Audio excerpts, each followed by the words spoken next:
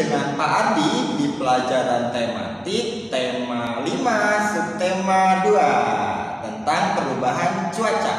Teman-teman, kalau kemarin kita sudah belajar tema 5 subtema 1 itu tentang cuaca. Teman-teman pasti masih ingat kan? Ada cuaca cerah yang kita pelajari kemarin, kemudian ada berawan, kemudian ada mendung, dan terakhir ada hujan, seperti itu. Tapi teman-teman boleh pause dulu video ini ya, karena Bapak ingin ingatkan kalian untuk menyiapkan terlebih dahulu buku tema 5 yang berjudul cuaca beserta alat tulis. Nah, sebagai apa Pak? Untuk bantuan belajar kita, karena nanti materinya akan ada di dalam buku ini. Oke teman-teman, sip. Baik, jika teman-teman sudah siapkan buku beserta alat tulisnya, mari kita buka tema 5 subtema 2 tentang perubahan cuaca ya teman-teman ya. Teman-teman boleh buka halaman 29. Ada apa di halaman 29? Coba kita lihat sama-sama. Ya, di sini ada beberapa gambar ya teman-teman ya. Judulnya perubahan cuaca. Kemudian mari sama-sama kita baca dulu materi. Sini ada tulisan, Nina berangkat ke sekolah pada pagi hari. Nina melihat cuaca cerah. Matahari bersinar terasa hangat. Nina merasa tidak perlu membawa payung ke sekolah. Seperti yang ada gambar A. Cuaca sedang cerah ya teman-teman ya. Nina pun mengatakan ada ciri-ciri cuaca cerah di situ. Contohnya bersinar terasa hangat. Kemudian selanjutnya, sesampainya di sekolah cuaca masih cerah. Namun ketika belajar di kelas cuaca berubah mendung. Seperti di gambar B, terlihat di bagian jendela cuacanya mulai gelap ya, bertanda mendung. Ketika bel pulang sekolah berbunyi, turunlah hujan. Seperti yang ada di gambar C, terlihat rintik-rintik hujan mulai jatuh.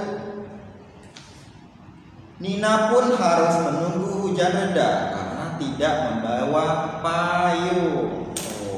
Ada di gambar D, setelah reda, Nina bersama kawan-kawan langsung bergegas pulang. Apa yang terjadi dalam cerita ini ya teman-teman ya?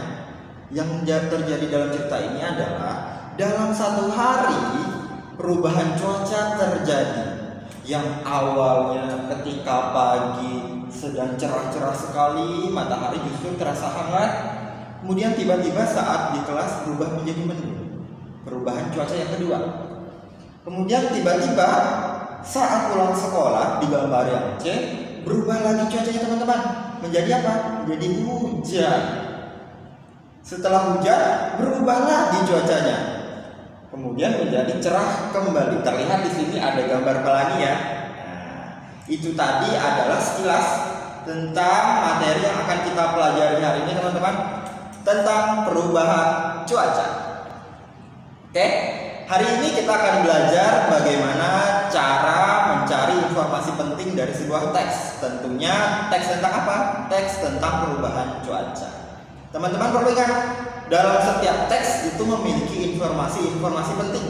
Nah, informasi tersebut terdapat dalam setiap paragraf ya. Paragraf 1 ada informasi pentingnya, paragraf 2 ada informasi penting, paragraf ketiga pun sama memiliki informasi penting. Atau biasa kita sebut dengan ide pokok atau kalimat utama juga bisa. Untuk memperoleh informasi tersebut bagaimana Pak? Hanya satu cara, dan cara yang paling penting. Caranya bagaimana Pak? Caranya kita harus membacanya dengan fokus. Dengan teliti, pahami betul-betul apa isi bacaan. Tidak boleh dilangkah-langkah ya, tidak boleh juga terburu-buru cara membacanya. Dengan membaca fokus, kita akan lebih mudah memahami isi teks ya secara menyeluruh. Otomatis kalau kita sudah membaca dengan fokus, segala pertanyaan-pertanyaan terkait dengan bacaan kita akan bisa jawab dengan mudah. Oke teman-teman, sekarang saatnya kita berlatih. Setelah kita tahu tadi bagaimana tips cara mencari informasi penting pada sebuah bacaan, sekarang kita akan berlatih nih. Caranya bagaimana, Pak?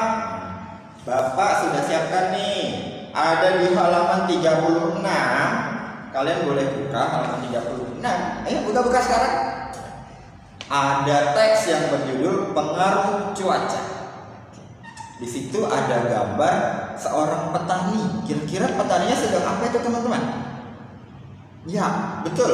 Petaninya sedang menjemur. Menjemur apa itu? Menjemur padi. Oke. Teman-teman, sekarang saatnya kita mencoba berlatih mencari informasi penting pada sebuah bacaan. Oke, mari sama-sama bersama Bapak kita cari informasi pentingnya. Judulnya pengaruh cuaca. Pada pagi hari, langit terlihat cerah. Matahari terlihat bersinar terang. Sinar matahari terasa hangat. Orang-orang pun mulai melakukan kegiatan. Ada yang berangkat sekolah, ada pula yang pergi bekerja. Dalam paragraf 1 kan teksnya lumayan panjang. Ada 1, 2, 3, 4, 5 kalimat. Dari 5 kalimat ini kita akan menyimpulkan menjadi satu kalimat penting yang memiliki informasi dari sebuah paragraf ini. Contohnya, pada pagi yang cerah, sinar matahari terasa hangat dan orang-orang pun mulai melakukan berbagai kegiatan. Oke, itu informasi penting dari paragraf 1. Sangat singkat dan simpel. Tapi Pak, di situ kan ada tulisan, ada yang berangkat ke sekolah, ada pula yang pergi bekerja. Dalam kalimat yang Bapak sampaikan tadi, orang-orang pun mulai melakukan berbagai kegiatan. Berbagai kegiatan itu adalah kalimat utamanya, teman-teman. Jadi tidak perlu lagi kita menjelaskan ada yang berangkat sekolah, ada pula yang pergi bekerja. Seperti itu. Kita hanya menyimpulkan menjadi satu kalimat dalam sebuah paragraf, atau kita bisa namakan mencari ide pokok dalam sebuah paragraf. Coba kita latihan di paragraf yang kedua lagi ya. Petani senang saat cuaca cerah. Petani dapat menjemur gabah di bawah sinar matahari. Gabah adalah biji padi yang sudah dirontokkan dari tangkainya. Jika cuaca cerah, gabah yang dijemur akan cepat kering.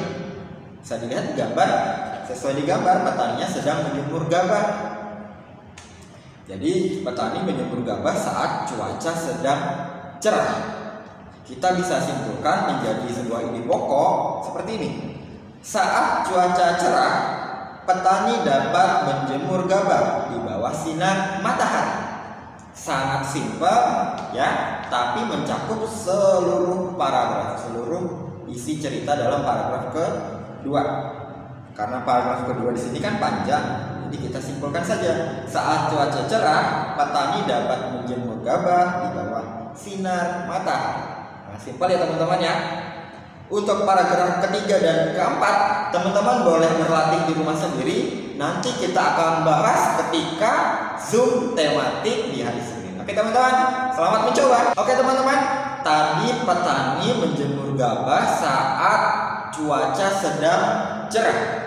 Tetapi di bulan ini hujan sudah mulai sering turun teman-teman. Hujan juga memiliki banyak manfaat ya.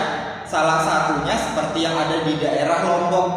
Nah, di daerah Lombok ini masyarakatnya memanfaatkan hujan untuk menanam padi teman-teman. Ingin tahu ceritanya bagaimana masyarakat Lombok ketika hujan menanam padi? Teman-teman boleh buka kembali ya buku di halaman 51. Di sini ada petani-petani yang sedang menanam padi. Nah, ayo kita baca bersama teman-teman. Hujan sudah mulai sering turun. Hal tersebut menandakan bahwa musim hujan datang.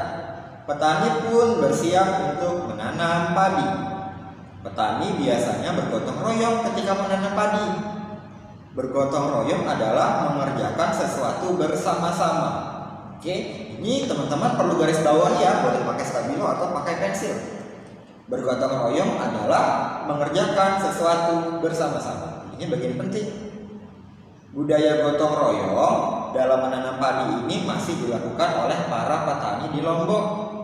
Tradisi tersebut dinamakan besiru. Nah, teman-teman juga boleh stabilo bagian ini ya. Tradisi tersebut dinamakan besiru.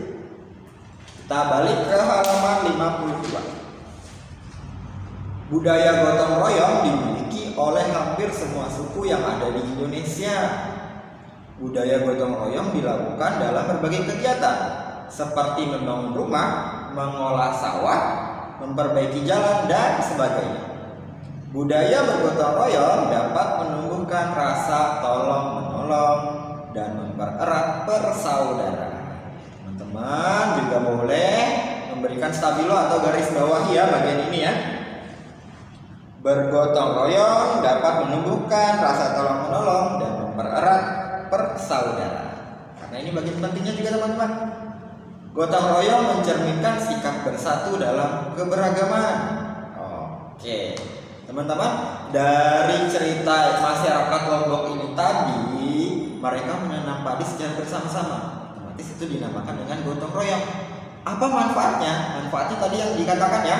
Yang pertama, menumbuhkan rasa tolong-menolong. Yang kedua, mempererat persaudaraan. Ini contoh kerjasama masyarakat Lombok ketika menanam padi, khususnya ketika cuaca sedang hujan. Seperti itu teman-teman ya. Karena padi membutuhkan banyak air, otomatis petani cocoknya menanam padi ketika musim hujan. Kalau musim kemarau kan otomatis tanah menjadi kering. Padi membutuhkan air. Kalau tidak ada air, padi akan kekeringan. Makanya masyarakat Lombok menanam padi saat cuaca hujan. Teman-teman, selain musim hujan, di Indonesia juga memiliki namanya musim kemarau. Di beberapa daerah di Indonesia memiliki kendala kekeringan apabila sudah memasuki musim kemarau, teman-teman. Hal ini membuat cadangan air itu berkurang. Tanah menjadi kering.